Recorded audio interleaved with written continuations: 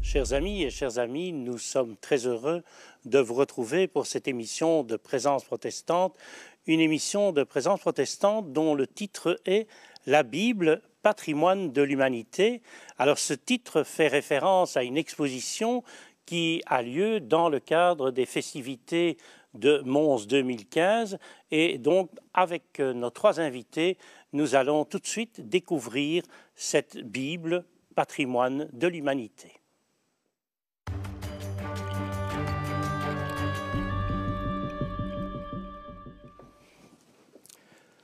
Eh bien, je vais donc vous présenter mes invités. Alors, le premier invité, c'est le pasteur Mathieu Arnera, qui est le chef de projet de cette exposition organisée donc par l'Alliance biblique française et dont M. Arnera est le chef de projet.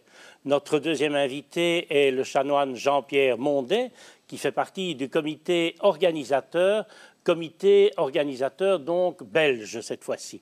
Et ensuite, le troisième invité est le pasteur Claude Gaudry. Claude Gaudry qui est lui aussi membre du comité organisateur de ces festivités. Alors, ma première question, Mathieu Arnera, ce sera de vous demander finalement quelle est la philosophie qui a présidé à la création ou à la mise en place de cette exposition Bible, patrimoine de l'humanité. L'Alliance biblique française, comme toutes les sociétés bibliques dans tous les pays, il y a une société biblique en Belgique avec laquelle nous travaillons aussi, l'Alliance biblique française a conçu cette exposition pour parler de la Bible à tous les publics. C'est-à-dire que, évidemment, les premiers lecteurs de la Bible sont les croyants, mais la Bible, nous le pensons, intéresse tout le monde, y compris les non-croyants, parce que, comme vous l'avez dit dans le titre, elle est patrimoine de l'humanité. Et donc nous avons conçu cette exposition pour pouvoir montrer à tout le monde l'intérêt de la Bible, comment elle est née, comment elle est venue jusqu'à nous et comment aujourd'hui encore elle fait partie de notre culture. Et par rapport aux autres expositions que l'Alliance biblique française avait déjà mises en place, quelle est la spécificité de cette exposition-ci ?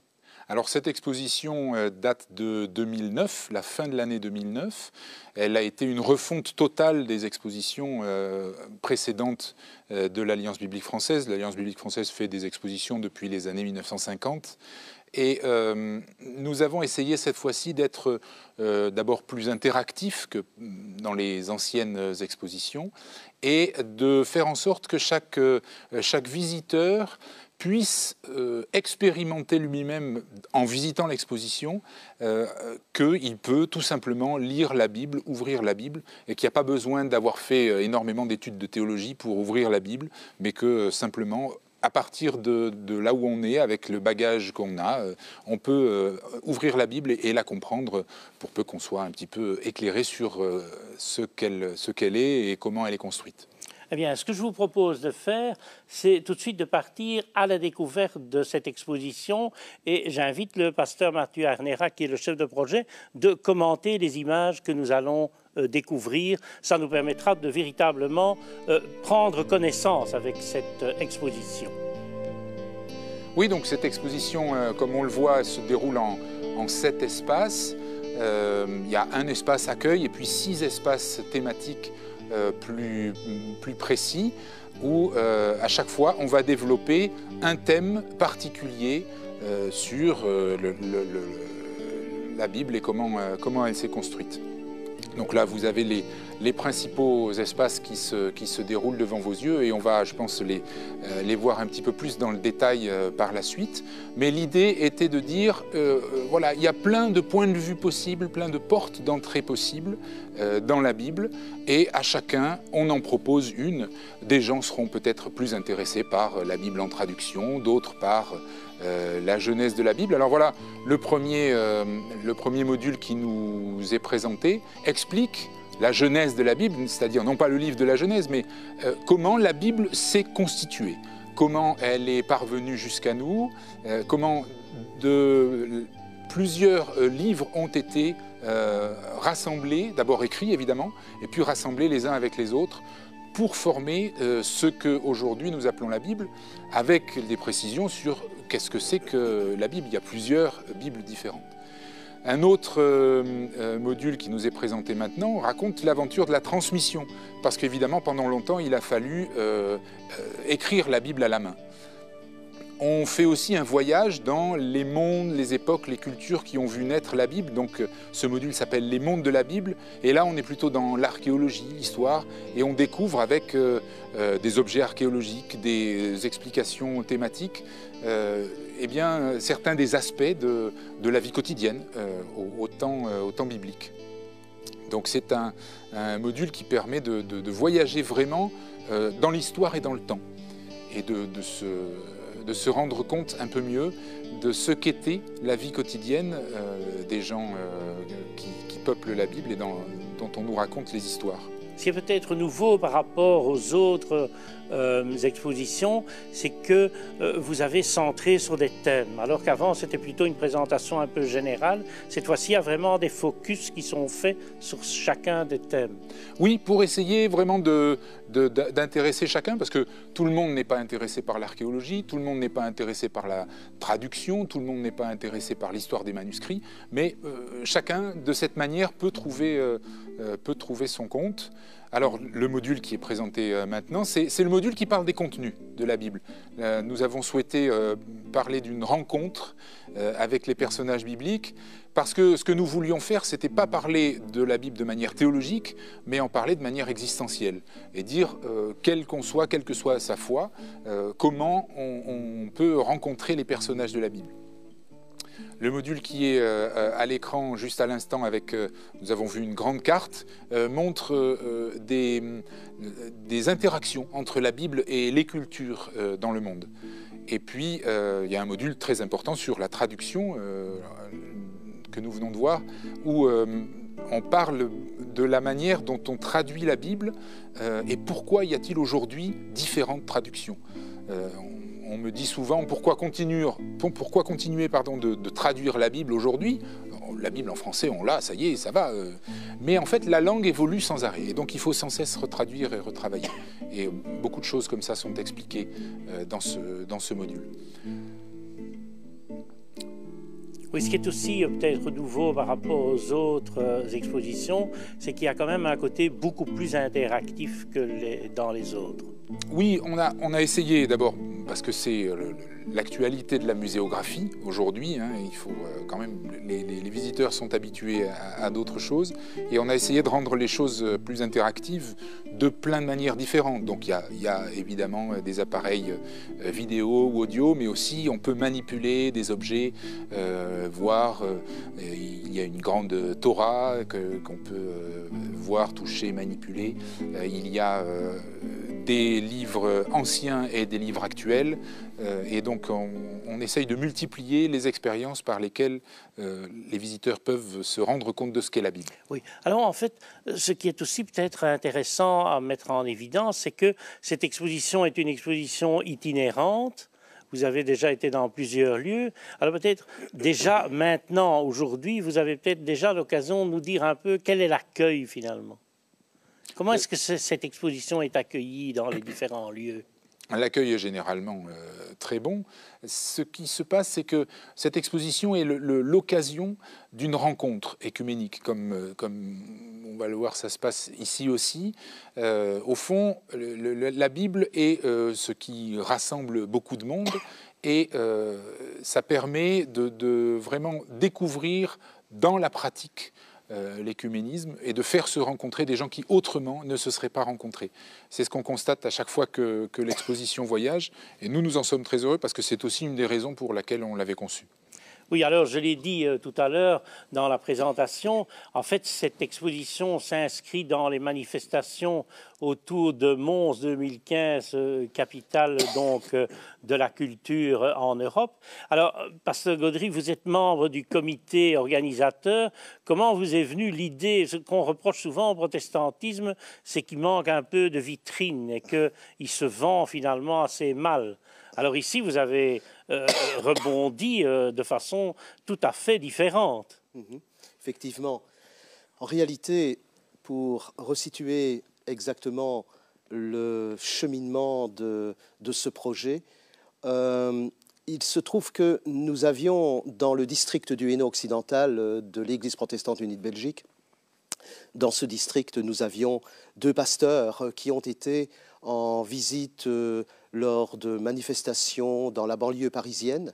Et ces 2 pasteurs de chez nous ont rencontré des gens de l'Alliance biblique française. Et ces gens de l'Alliance ont vanté justement cette exposition en leur disant « mais vous ne connaissez pas, et puis vous savez, elle est vraiment super, cette exposition, vous devriez la faire venir chez vous ». Et quand ces 2 pasteurs sont revenus par chez nous, en pastoral, donc en fait avec les autres pasteurs de la région, ils nous ont dit, écoutez, c'est extraordinaire, on a rencontré des gens, cette exposition, la Bible, patrimoine de l'humanité, ce serait intéressant que nous puissions en fait la faire venir alors que nous étions dans la préparation de Mons 2015, ville culturelle européenne. Alors évidemment, bon, nous sommes entrés dans toute une série de détails, à savoir, oui, mais certains disaient, vous savez, il faut un semi-remorque pour transporter cette exposition. Je dis, ah bon? Et puis alors, évidemment, le coût de cette exposition, parce que tout compte fait, ça relève vraiment d'un investissement financier assez important. Dès lors, nous nous sommes dit, mais oui, c'est une idée à creuser. Nous avons porté le projet au conseil de district qui a dit, mais oui, bien sûr. Et donc, si vous voulez, on achetait des balles, mais il fallait savoir qui c'est qui allait les rattraper, quoi, ces balles. Alors, il y a un petit groupe dont je faisais partie dès le début. Et puis, on s'est dit, mais voilà, on va essayer de réfléchir comment on peut organiser cette exposition et dans le cadre de Mons 2015. Mais très vite, nous nous sommes aperçus que nous ne pourrions pas, en fait, faire cavalier seul dans ce projet. Et c'est ainsi que, très vite, j'ai contacté, vous savez, en fait, ça fait 3 ans, hein, entre parenthèses, 3 ans que nous travaillons sur ce projet. Et donc, il y a 3 ans, j'avais rencontré le doyen de l'époque de Mons, donc, et doyen qui fut enthousiasmé par ce projet et qui m'a dit, écoute, on va essayer de voir ensemble ce qu'on peut faire. Et avec le doyen, nous avons rencontré un des responsables de l'UCL à Mons, et chemin faisant, nous avons donc pu trouver des solutions à la fois pour faire venir cette exposition dans le cadre de Mons 2015, mais aussi de pouvoir la loger quelque part. Parce que vous imaginez, je ne sais plus si Mathieu l'a dit, mais ça représente un peu plus de 400 mètres carrés cette exposition. C'est assez énorme. Dès lors, on ne voyait pas bien où nous aurions pu éventuellement la loger et à quel prix. Toujours est-il que voici que nous avons trouvé une solution grâce à une précieuse collaboration qui s'est mise en place avec les catholiques de la région, avec le doyen André Minet, avec le président de Fabrique d'église de Sainte-Vaudrue, M. Dufour, etc. Et nous fûmes ainsi toute une équipe qui s'est mise en place pour gérer la venue de cette exposition qui, je le signale au passage, vient pour la première fois en Belgique, n'est-ce pas, monsieur Arnera? Première fois en Belgique. Dès lors, il était quand même important de pouvoir essayer de mettre en place toute une équipe pour s'occuper de cela. Et nous sommes en tout cas très reconnaissants par rapport à l'UCL, qui nous a merveilleusement bien accueillis.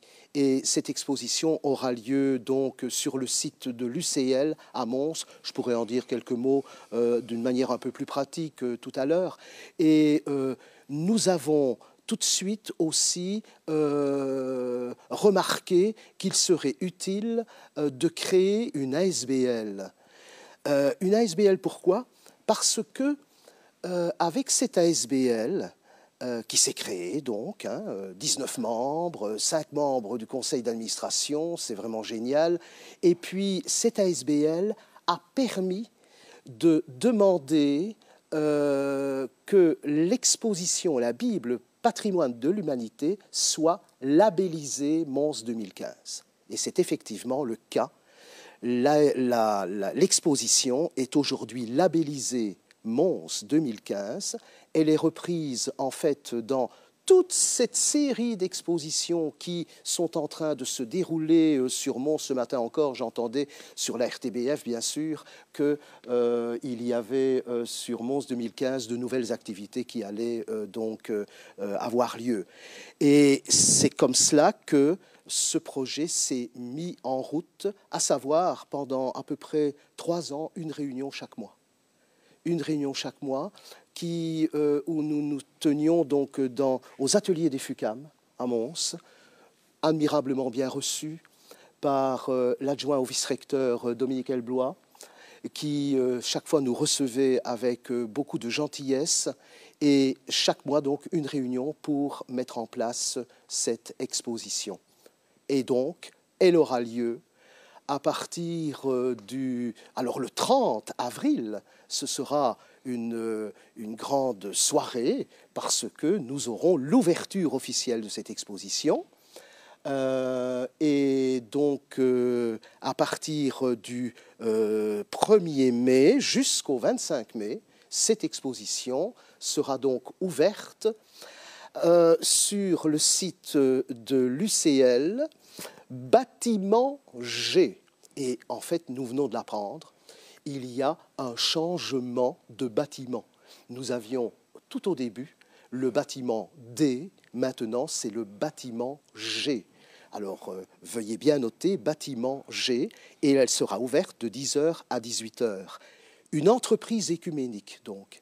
Et on peut dire qu'à travers ce groupe, à travers ce projet, s'est créée véritablement une dynamique écuménique, et pas à pas, nous avons ensemble élaboré ce projet, et nous sommes heureux de constater que très prochainement, il sera mis en place à Mons. Oui, eh bien justement, alors cédons la parole à notre troisième invité qui est ici justement dans ce cadre écuménique. Alors peut-être nous dire en quoi la famille catholique montoise s'est sentie concernée par ce projet. Elle s'est sentie très concernée dès le départ, d'autant plus qu'il y a une longue tradition écuménique à Mons. C'est bien que lorsque Claude Gaudry, qui est non seulement l'initiateur, un des initiateurs premiers, mais qui a été la cheville ouvrière du projet, aussi avec les personnes qu'il a citées, eh bien, s'est trouvé devant le doyen bien-aimé, qui était à l'époque doyen de Mons, bibliste, spécialiste de l'Ancien Testament, et qui, non seulement parce qu'il était bibliste, mais parce qu'il était animé dans le cadre de la tradition diocésaine favorable à l'écuménisme, je ne m'étonne pas qu'il ait ainsi accepté avec enthousiasme. Son successeur, André Minet, qui est bibliste également, plutôt spécialiste du Nouveau Testament, n'a pas trouvé ça formidable en raison seulement de ce goût intellectuel pour la Bible, mais comme chrétien catholique, qui vit dans la mouvance du Concile Vatican II aussi, et grâce à ces relations écuméniques, évidemment, on se trouve absolument sur la même longueur d'onde lorsqu'on approche la parole de Dieu, lorsqu'on approche la Bible. Voyez. Donc c'est bien que moi-même, j'ai été pendant longtemps vicaire à Sainte-Vaudrue, professeur au FUCAM, qui est devenu l'UCL Mons. Donc c'est un peu ma maison, et c'est sans doute pourquoi on m'a envoyé comme membre de la commission écuménique du diocèse, comme membre de la SBL, dont parlait ici mon ami Claude Gaudry. Mais je vous rappelle, hein, c'est dans la mouvance d'une longue tradition écuménique et de beaucoup d'amitié entre nous.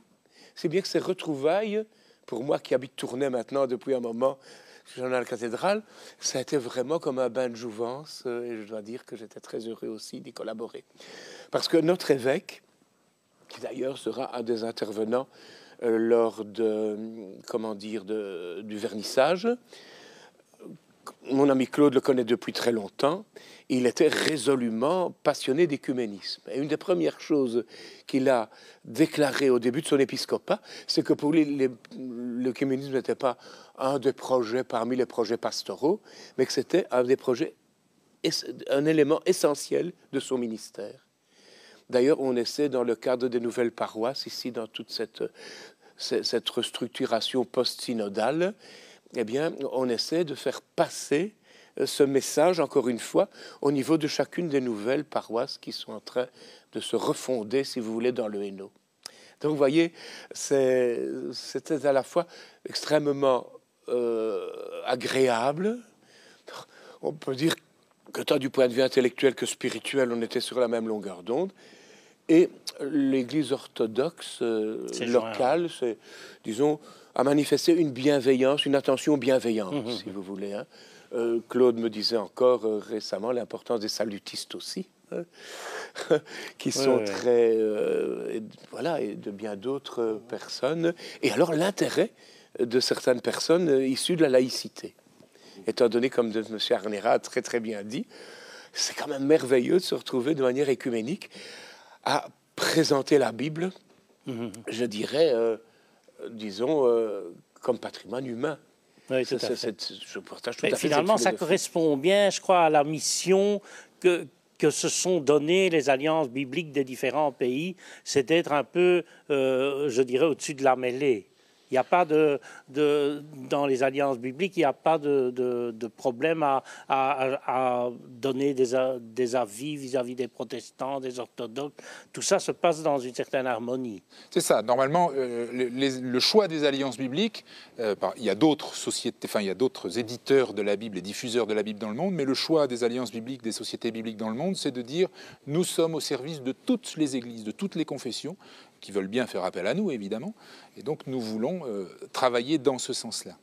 Et au-delà, avec cette exposition, on a voulu être au service aussi d'une approche laïque et faire en sorte que le discours tenu dans cette exposition soit ce qu'on appelle un discours de fait religieux et non pas un discours de foi. Quelle est la différence? Je donne souvent comme exemple, si je dis Jésus-Christ est ressuscité, c'est un discours de foi. Parce qu'il n'y a qu'une personne qui a la foi qui peut dire en conscience cette phrase-là. Alors que si je dis Jésus de Nazareth, les chrétiens croient qu'il est ressuscité, à ce moment-là, c'est un discours de fait religieux. Parce que dire que les chrétiens croient que Jésus est ressuscité, tout le monde peut le dire, même si on n'est pas d'accord avec. Et donc voilà, c'est le principe de la manière dont nous avons voulu présenter cette exposition avec un discours de fait religieux pour que tout le monde puisse s'y retrouver. Et après, chacun, évidemment, est libre de penser ce qu'il veut. Mais c'est pour ça que cette exposition est ouverte à tout le monde, parce que nous avons voulu non seulement être au service de toutes les églises, mais au service du public tout entier.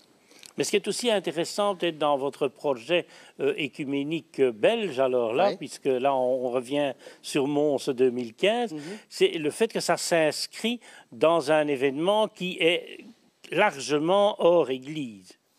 C'est véritablement une vitrine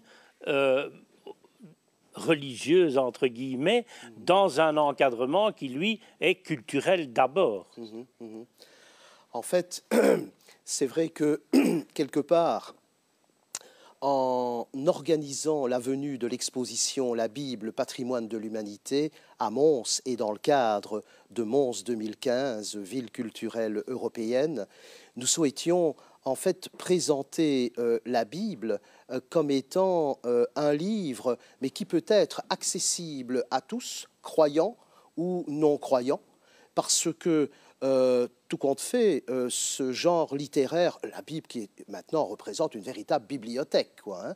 Alors, c'est vrai que nous avons pensé que dans le cadre de Mons 2015, avec tout ce brassage de personnes qui arrivent à Mons. Vous savez, je suis de Mons et je vois tous les autocars chaque matin qui arrivent pour aller visiter telle ou telle exposition. Et on s'est dit, mais tout compte fait, ce serait intéressant de présenter ce livre pour que des gens de toutes conditions, croyants ou non, puissent être dans la découverte de ce livre. Et c'était là, disons, le but que nous recherchions. Et c'est la raison pour laquelle la Fondation Mons 2015 a reconnu le bien fondé de cette exposition, enfin sa présence donc dans le cadre des activités de cette année, et a labellisé cette exposition, quoi. Mais c'est un beau témoignage écuménique dans un événement qui a quand même un retentissement, je dirais, hors nos murs, quoi. C'est cela, oui.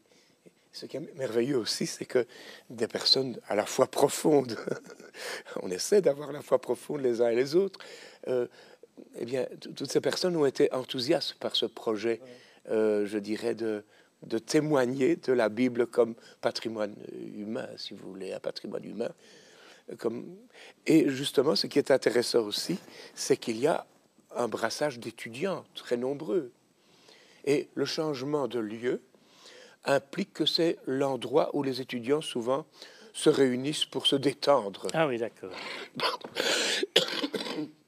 Excusez-moi.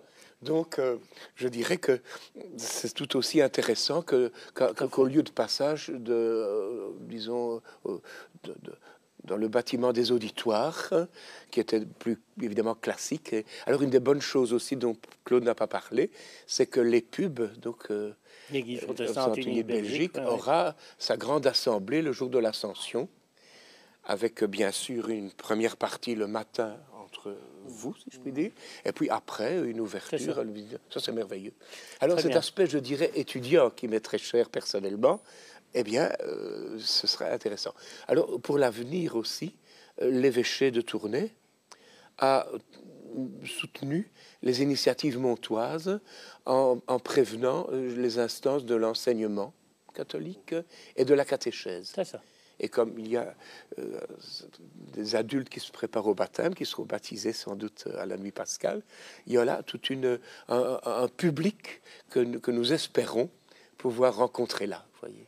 Eh bien, il me reste à vous dire bon succès pour votre entreprise, et il me reste aussi à prendre congé de vous et à prendre congé de vous, mais aussi à vous fixer rendez-vous lors d'une de nos prochaines émissions de Présence protestante.